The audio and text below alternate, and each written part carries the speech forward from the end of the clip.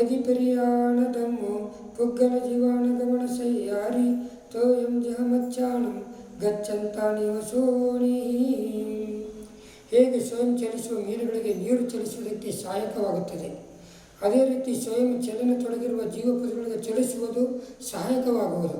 ಈಗ ಜೀವತಿ ಪುದ್ಗಲೈತಿ, ನಮಗೇನಾಗ್ತೈತಿ, ನಡಿಲಿಕ್ಕೆ ಸಹಾಯಕ ಆಗ್ತೈತಿ.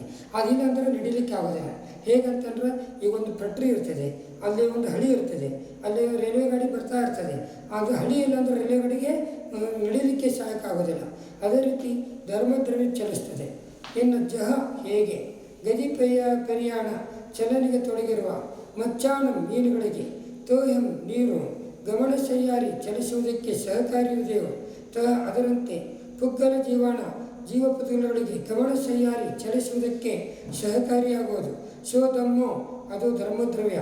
ಅಚ್ಚಂತಹ ಸ್ವಯಂ ಚಲಿಸದೇ ಇರುವ ಪುಗ್ಗಲ ಜೀವಾಣ ಜೀವ ಮತ್ತು ಪುದ್ಗಲಗಳನ್ನು ನೇದಿ ಚಲಿಸುವಂತೆ ಮಾಡುವುದಿಲ್ಲ ಅಂತ ತಿಳಿಸ್ತಾರೆ.